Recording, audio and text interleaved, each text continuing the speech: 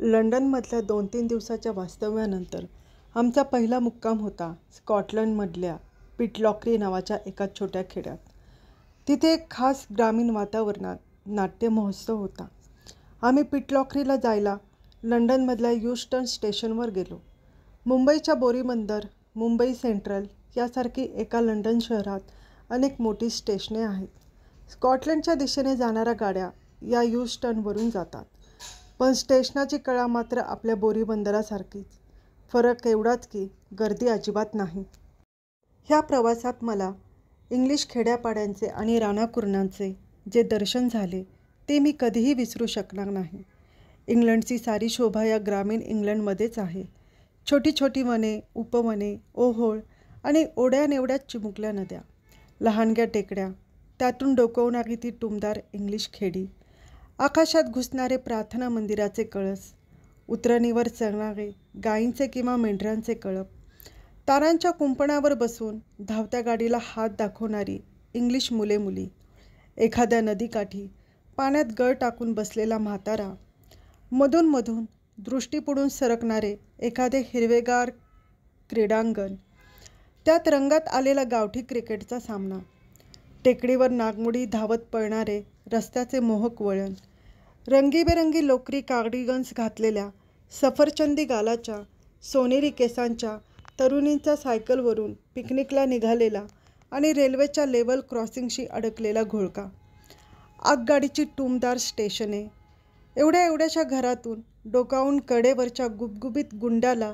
आगगाडी दाखवणारी एखादी गृहिणी, खेड्यातल्या चर्चच्या दाराशी थबकलेल्या 5-7 इंग्लिश रमाकाकू ठमाकाकूंचा काळ्या झग्यातला थवा, ओक वृक्षाखाली तोंडावर हॅट ओढून स्वस्त झोपलेला एखादा म्हातारा, धिप्पाड घोड्यांची जोडी, नांगराला जोडून शेतात राबणारा शेतकरी, ठिकठिकाणी दिसणारी विटनेज एलची जाहिरात, गावागावांना जोडणाऱ्या रस्त्यातून पळणारी लाल भडक बस, ह्यातले एक दृश्य म्हणजे कवी चित्रकाराला आव्हान आहे.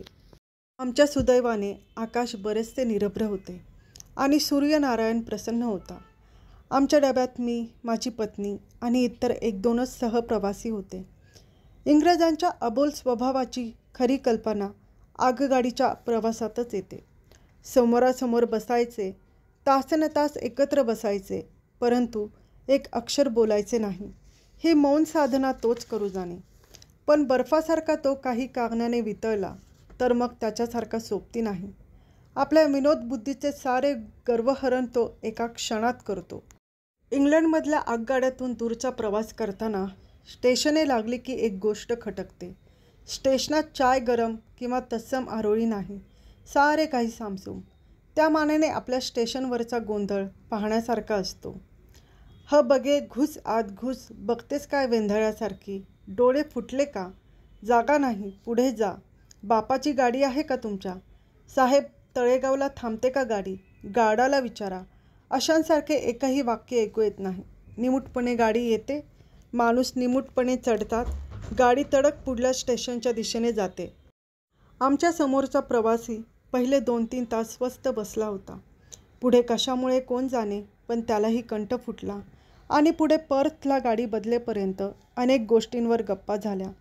150 वर्ष आपल्या देशात तळ ठोकूनही सामान्य साहेबाचे भारत व भारतीय ह्या विषयांवरचे अज्ञान गाढ आहे. माझ्या सहप्रवाशाला हिंदुस्थानात हत्ती आणि वाघ आहेत एवढी मौलिक माहिती होती.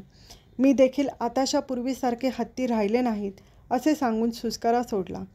पर्थला गाडी बदलावी लागली. गाडी बदलायचा प्रसंग आला की माझ्या पोटात गोळा उभा राहतो. इतकी वर्ष कोल्हापूरला जाऊनही मिरजेला गाडी बदलताना आपण बार्शी लाईट रेल्वेमध्ये शिरलो नाही ना याची मी खात्री करून घेतो. आम्ही पर्थला उतरलो तेव्हा दिवेलागणी होऊन गेली होती. स्टेशनात रेल्वेचे अधिकारी सोडून प्रवासी असे एकूण 3 किंवा 4च असतील. ह्या ब्रिटिश रेल्वे चालतात कशा हे मला खरोखरीच कळत नाही. फलाटावर 5च्या वर माणसे क्वचितच आढळतात. पर्थच्या त्या भयान फलाटावर पिटलॉक्रीच्या गाडीतून जाणारे फक्त आम्ही दोघेच होतो. संध्याकाळी 8च्या सुमाराला आम्ही पिटलॉक्रीला पोहोचलो. आपल्या मळवली स्टेशनासारखे ते छोटेसे स्टेशन आहे. स्टेशनाजवळ मॅकेज नावाच्या हॉटेलमध्ये आमची राहण्याची सोय झाली होती. आम्ही त्या खाजगी हॉटेलात शिरलो आणि एका मध्यम वयाच्या बाईने देश फॅन दे असा आमच्या उपनावाचा उच्चार करीत आमचे स्वागत केले. ब्रिटिश कौन्सिल ह्या संस्थेच्या कार्यक्षमतेबद्दल लिहावे तेवढे थोडेच आहे. आमची राहण्याची व्यवस्था, नाटकांची तिकिटे, प्रेक्षणीय स्थळांची यादी, ओळखपत्रे सर्व काही तिथे तयार होते.